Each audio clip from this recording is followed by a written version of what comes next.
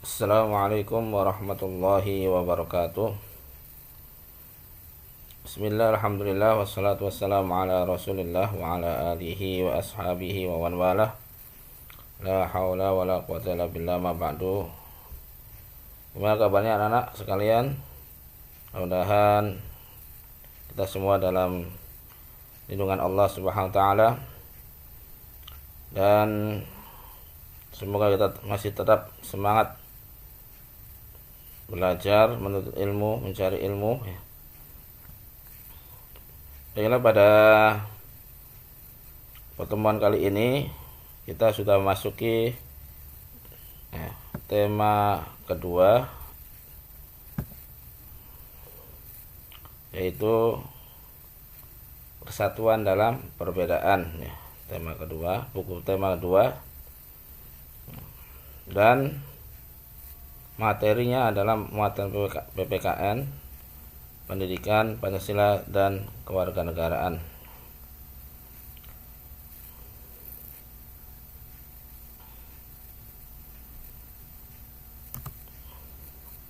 Baik, kita mulai ya.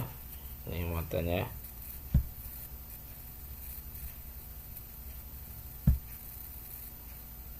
Nah, sebelum kita ke materi, kita harus paham dulu kompetensi dasar ya, mata pelajaran ataupun tematik muatan dari materi PPKN ini, yaitu menelaah persatuan dan kesatuan terhadap kehidupan berbangsa dan bernegara serta dampaknya. Jadi mempelajari ya, pentingnya persatuan dan kesatuan dalam kehidupan berbangsa dan negara. Jadi kita setelah mempelajari materi ini, semoga kita memahami pentingnya persatuan dan kesatuan dalam kehidupan berbangsa dan bernegara. Baik, kita sebelum kita lanjut, seperti biasa ya, muatan ukhrawi atau nilai-nilai Islam. Maksudnya persatuan dan kesatuan ini sangat dianjurkan dalam Al-Quran dan juga hadis Nabi. Di antara ayat yang memerintahkan kita bersatu adalah surah Ali Imran ayat 103. A'udzu billahi minasyaitonir rajim.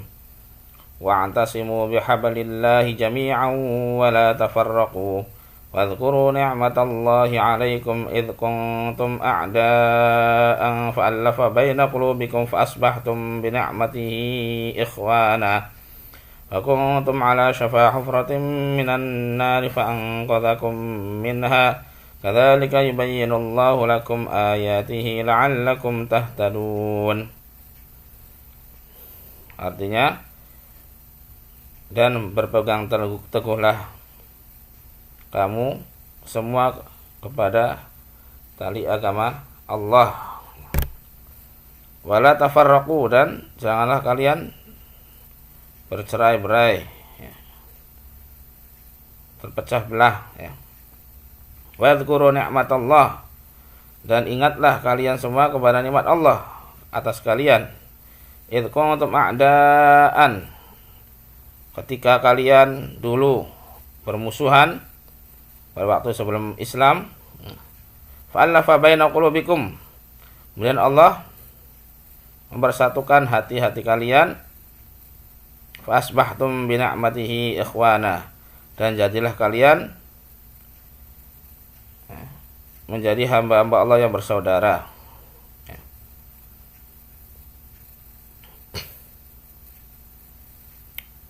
Wa kuntum ala syafah hufratin, dan kamu telah berada di tepi jurang neraka.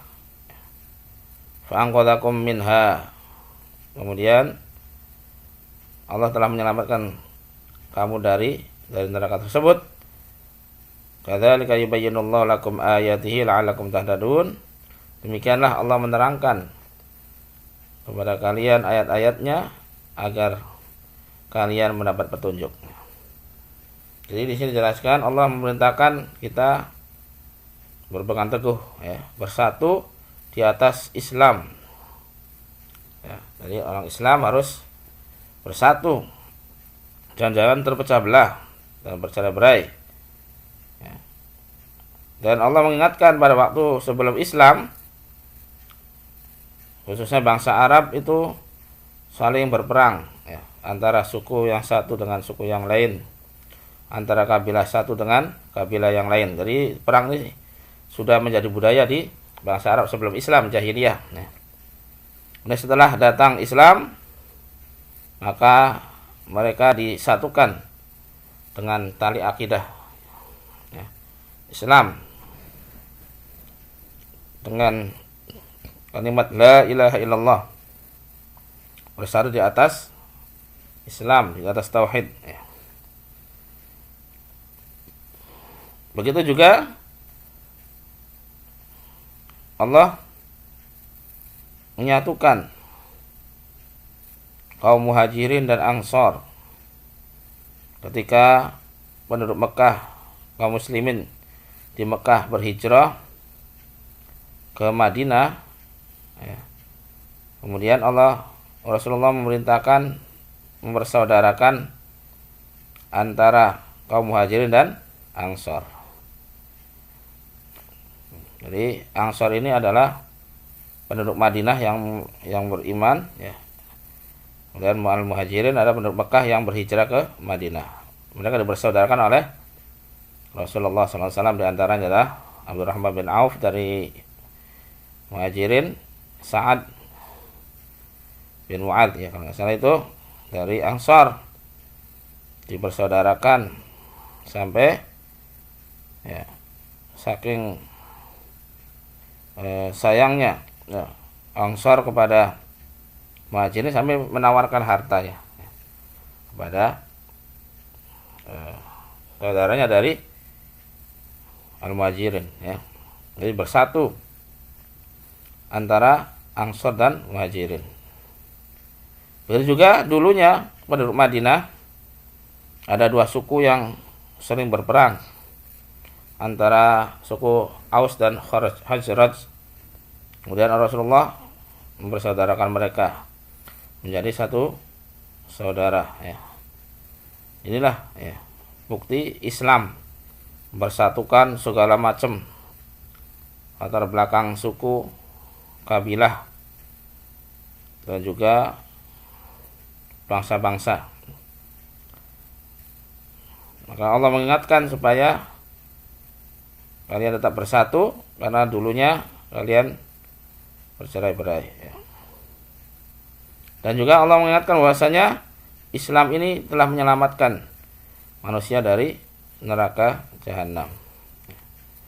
Yang tadinya, ya, masa-masa jahiliyah, ya, beberapa perbuatan yang menunjukkan kepada neraka, mengantarkan kepada neraka, kemudian Allah selamatkan dengan Islam. Akhirnya mereka menjadi penghuni-penghuni surga, ya. Bahkan para sahabat Nabi, baik itu Muhajirin dan Ansor, menjadi kaum yang terbaik dikeluarkan oleh Allah di muka bumi. Kuntum khaira ummatin ukhrijat linnas. Kalian, wahai para sahabat Nabi, ya, adalah umat terbaik yang dikeluarkan oleh Allah di tengah manusia.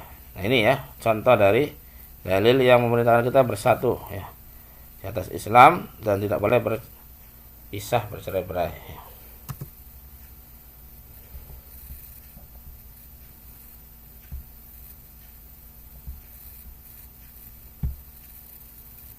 Nah, sekarang unsur dari persatuan, nah, agar kita bersatu adalah harus hidup rukun. Nah, hidup rukun dalam perbedaan, ya, ini penting, ya, rukun yang bisa berat persatuan adalah kerukunan, ya. Apa itu hidup rukun? Hidup rukun adalah hidup yang saling menghormati, menghargai, dan menyayangi di antara sama manusia, ya. Dia menghormati, ya, tidak mengganggu, tidak menyakiti orang lain, menyayangi, berbuat baik kepada orang lain, ya. Menghargai, ya, apa yang ada pada orang lain. Nah, ini hidup rukun. Nah, sangat besar manfaatnya. Di antara manfaat hidup rukun, yang pertama adalah terciptanya keharmonisan dalam kehidupan, ya. Harmonis, tidak ada kekacauan, ya. Keharmonisan, keseimbangan, ya, dalam kehidupan akan tercapai, ya, akan terwujud dengan adanya hidup yang rukun, ya. Kemudian yang kedua, manfaatnya adalah ketenangan hidup. Jadi hidupnya jadi tenang. Kalau terjadi kekacauan, ya, huru hara ataupun permusuhan, maka tidak akan tenang hidupnya. Oleh karena itu, ya, penting sekali, ya, kerukunan ini, ya, manfaatnya sangat banyak, ya, di antara itu tadi. Yang kedua, yang ketiga, ya, dengan adanya kerukunan ini, ya, akan jadi perdamaian, ya, damai, ya, tidak ada peperangan, tidak ada kekacauan, ya, permusuhan.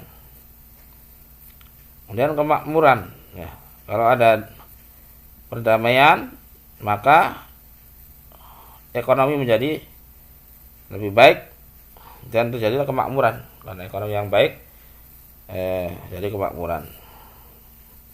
Itu juga komunikasi di antara satu pihak dengan pihak yang lain, satu manusia dengan manusia yang lain, ya, akan tercipta komunikasi yang baik di antara manusia. Dan saling menolong, ya. Karena saling menghargai, saling terjadi keharmonisan, ya, maka akan terjadi saling menolong di antara manusia, ya. Dan juga meluas pergaulan, ya, karena semakin banyak interaksi dengan manusia yang lain terjadi luas pergaulannya, ya.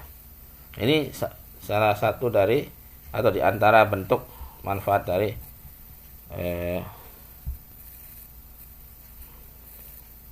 hidup rukun.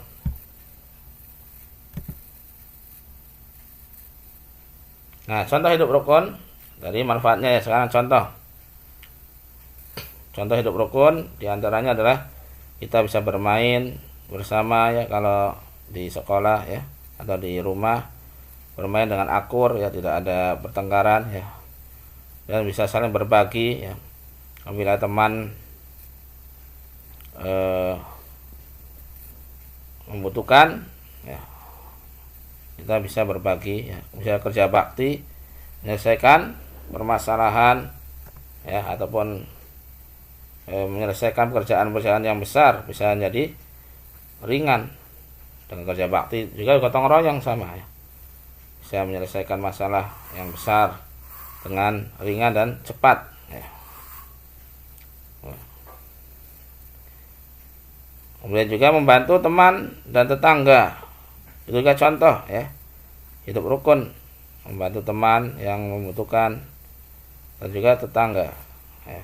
Kalau di rumah, ya, ada tetangga, kita bantu. Dan ini sangat dianjurkan dalam Islam juga, ya, memuliakan tetangga. Fal yukrim jarahu, maka na yu'minu billahi wal yawmil akhir fal yukrim jarahu. Barang siapa yang beriman kepada Allah dan hari akhir, maka hendaklah ia memuliakan tetangganya, memuliakan temannya, ya. Sangat dianjurkan. Kemudian bermusyawarah, itu salah satu hidup rukun, bermusyawarah karena bersama-sama menyelesaikan permasalahan bersama. Ini juga termasuk hidup rukun.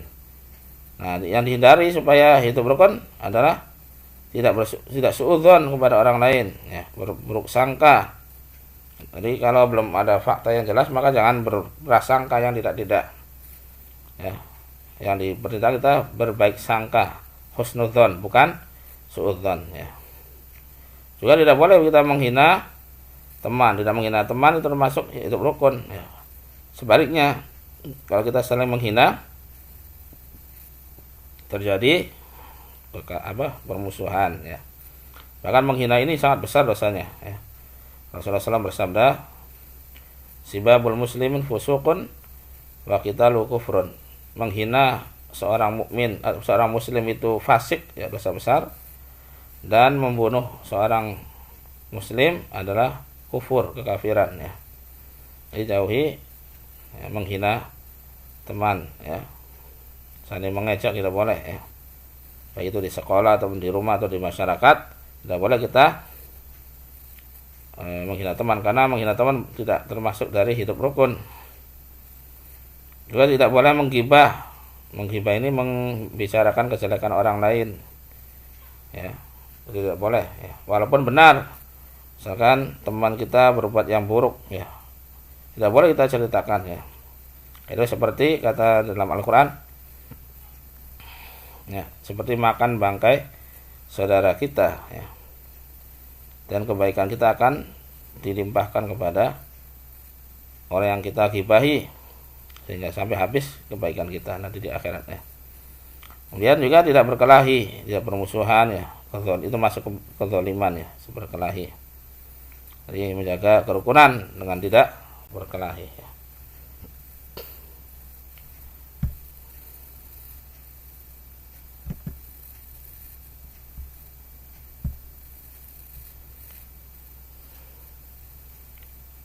Nah, di sini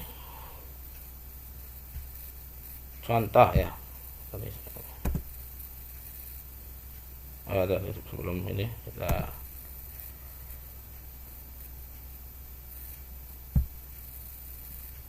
ini. Jadi persatuan dan kesatuan itu termasuk pengamalan dari sila ketiga Pancasila, Persatuan Indonesia, ya. Dan nilai yang terkandung dalam sila ketiga ini diantaranya adalah yang pertama, menempatkan persatuan, kesatuan, kepentingan serta keselamatan bangsa dan negara di atas kepentingan pribadi ataupun golongan. Jadi kita mengutamakan kepentingan, ya, bangsa dan negara, persatuan dan kesatuan bangsa dan negara di atas kepentingan pribadi. Jika ada bertabrakan antara kepentingan pribadi dengan kepentingan negara atau kepentingan umum, maka kita dahulukan kepentingan umum. Ini, ya, salah satu dari sikap yang sesuai dengan sila ketiga Pancasila. Yang kedua, rela berkorban demi kepentingan bangsa dan negara, ya. Jadi seperti yang dilakukan oleh para pahlawan kita dahulu, ya. Tadi berkorban dengan jiwa, dengan raga, dengan hartanya untuk kepentingan bangsa, negara, dan agama tentunya, ya. Orang bela kepentingan umat, kepentingan agama, ya, itu kemudian mati, maka mati syahid, ya. Dan cinta tanah air dan bangsa, ya. Contohnya, ya, bangga terhadap produk-produk dalam negeri, ya, itu contoh cinta tanah air dan bangsa, ya. Ya, ikut mengharumkan nama bangsa dalam kejuaraan-kejuaraan misalkan, itu juga termasuk cinta tanah air dan bangsa. Kemudian yang selanjutnya, memajukan pergaulan untuk persatuan dan kesatuan bangsa. Jadi pergaulan dalam bingkai Bhinneka Tunggal Ika, walaupun berbeda-beda tetapi tetap satu, ya, jua, yakni bangsa Indonesia. Nah, manfaat persatuan dan kesatuan, ketika kita bersatu di antara bangsa Indonesia ini, ya, maka manfaat di antaranya adalah menjaga keutuhan bangsa. Jadi keutuhan bangsa akan terjaga, tidak terpecah, ya. Makanya yang kedua, menghindari perpecahan, ya. Ketika keutuhan bangsa tidak ada, maka akan terjadi perpecahan, bahkan bisa separatisme, ya, seperti dulu, ya, Timur, ya, sampai keluar dari Indonesia, ya, dari perpecahan, ya. Yang ketiga, adanya persatuan dan kesatuan bangsa ini memperlancar pembangunan. Ketika bersatu, pembangunan akan lancar, akan maju, ya. Dan di hari HUT RI yang ke-75 ini Indonesia Maju. Ya, ininya temanya ya. Yaitu karena persatuan dan kesatuan maka Indonesia akan maju karena saling bahu membahu ya di antara semua elemen bangsa, maka akan terjadi kemajuan pembangunan yang sangat maju. Sebaliknya ketika terjadi perpecahan ya, maka tidak ada waktu untuk membangun bangsa ya. Yang selanjutnya memperkuat jati diri bangsa sebagai NKRI. NKRI singkatannya Negara Kesatuan Republik Indonesia. Jadi jati diri bangsa Indonesia akan kuat ketika kita bersatu ya. Yang selanjutnya, yang kelima, memperkuat ketahanan nasional dalam menghadapi ancaman dan gangguan yang muncul dari kehidupan bernegara. Jadi ancaman itu ada yang dari dalam ya, pemberontakan, ada juga dari luar, dari negara lain yang ingin menguasai bangsa Indonesia. Nah ini ketika kita bersatu bisa kuat ketahanan nasional ya. Karena ketahanan nasional ini tidak terletak pada TNI dan Polri saja, tetapi juga semua masyarakat ya. Nah, juga saling bahu membahu ya di antara elemen bangsa akan menciptakan kekuatan ketahanan nasional. Tadi ancaman baik dalam negeri ataupun dari luar negeri. Kemudian yang selanjutnya, yang keenam, memudahkan dalam mencapai tujuan nasional. Apa tujuan nasional? Ada di pembukaan Undang-Undang Dasar 45 ya. Melindungi segenap bangsa, memajukan kesejahteraan umum ya, mencerdaskan kehidupan bangsa dan ikut serta dalam ketertiban dunia. Ya. Yang pertama adalah melindungi, jadi terlindungi ya, aman. Bangsa Indonesia menjadi aman dari macam gangguan. Kemudian sejahtera, ya, sejahtera, makmur ekonominya, ya. Kemudian mencerdaskan kehidupan bangsa, pendidikannya juga meningkat, ya. Dan juga ikut serta dalam ketertiban dunia, ikut serta dalam perdamaian dunia. Ya. Ini tujuan nasional yang ada di pembukaan Undang-Undang Dasar.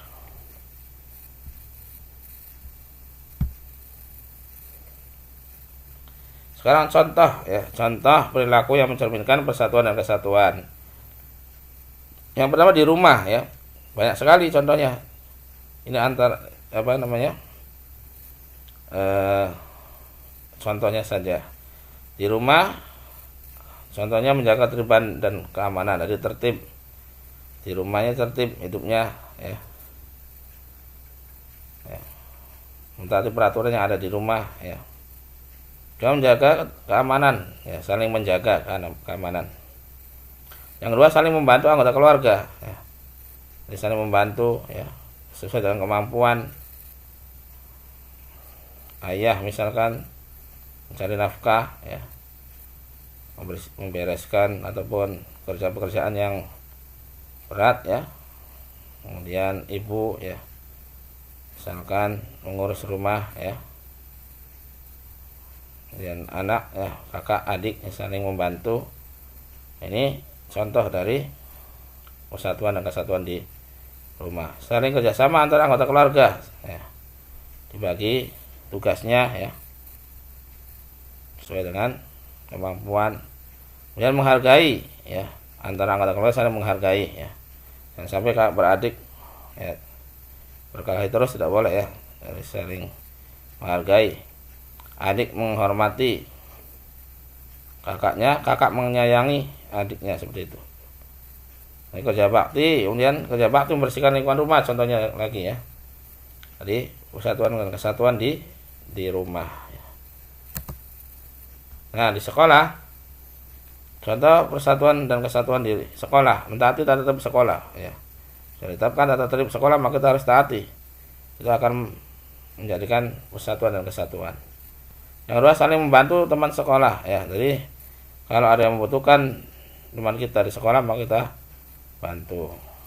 Saling kerjasama antara teman sekolah, kerjasama dalam kebaikan, Wa ta'awanu 'alal birri wat taqwa wa la ta'awanu 'alal itsmi wal 'udwan. Ya, jadi dalam menolong atau bekerjasama dalam kebaikan dan takwa. Jangan tolong menolong dalam perbuatan dosa dan permusuhan. Contohnya tidak boleh kerjasama dalam mengerjakan soal ulangan atau ujian ya. Tapi kalau kerjasama tolong menolong dalam belajar menghadapi ujian, nah itu boleh ya. Dia menghargai teman ya, tidak boleh menghina ya. Kemudian kerja bakti membersihkan lingkungan sekolah, menghormati teman yang berbeda suku, ras dan agama, itu contoh ya pelaksanaan cerminan dari perilaku yang mencerminkan persatuan dan kesatuan di sekolah. Nah, di masyarakat contohnya ya, contoh perilaku mencerminkan persatuan dan kesatuan di masyarakat. Yang pertama, mematuhi norma-norma yang ada di masyarakat ya. Ada norma atau aturan yang ada di masyarakat, kita harus taati ya. Dan berpartisipasi dalam kegiatan-kegiatan yang ada di masyarakat, kegiatan sifatnya umum ya, seperti siskamling ya, ataupun kerja bakti ya, ataupun ya ronda gitu kan, atau ya kegiatan yang lain yang melibatkan banyak orang ya. Kemudian menghormati dan berbaik kepada tetangga ya, itu juga dianjurkan sangat ya, oleh Rasulullah SAW ya, berbaik kepada tetangga. Dan selanjutnya ikut kerja bakti dan gotong royong ada di masyarakat ya. Serta dalam kegiatan musyawarah, itu juga termasuk bagian dari perilaku yang mencerminkan persatuan dan kesatuan di masyarakat. Nah, akhirnya ya, kita ingatkan kembali pada firman Allah dalam surah Al-Hujurat ayat 10. A'udzubillahi minasyaitonir rajim. Innamal mu'minuna ikhwatun fa aslihu baina akhwaykum wattaqullaha la'allakum turhamun. Sesungguhnya hanyalah orang-orang yang beriman itulah bersaudara. Maka damaikanlah di antara dua saudara kalian yang bertikai dan bertakwalah kepada Allah supaya kalian dirahmati. Jadi persaudaraan yang paling kuat adalah persaudaraan Islam ya, persaudaraan iman ya. Karena persaudaraan yang kuat adalah orang-orang yang beriman ya, yang diikat oleh tali keimanan ya. Jadi hendaklah menjadi sesama kaum muslimin, orang yang beriman itu bersaudara ya. Maka ketika ada teman kita yang bertengkar, jangan sampai kita menambah memanas-manasi. Juga harusnya kita melerai ya, mendamaikan, karena pahalanya besar sekali orang yang mendamaikan orang yang sedang bertikai ya, orang yang sedang bermusuhan kita damaikan, itu pahalanya luar biasa besar ya. Dan kita akan dirahmati, disayangi oleh Allah Subhanahu wa taala ya. Dan itu juga termasuk dari tanda ketakwaan kepada Allah Subhanahu wa taala ya. Dan sebuah hadis ya, akunu ibadallahi ikhwana, jadilah kalian semua hamba Allah yang bersaudara. Nah ini ya tentang persatuan dan kesatuan, manfaatnya serta contoh-contoh ya yang kita bisa laksanakan, baik itu di rumah atau sekolah kita atau di masyarakat ya. Semoga kita menjadi hamba-hamba Allah yang bersaudara ya. Baik, kita tutupkan saja dengan doa kafaratul majelis. Subhanakallahumma bihamdika asyhadu an la ilaha illa anta astaghfiruka wa atubu ilaik. Assalamualaikum warahmatullahi wabarakatuh.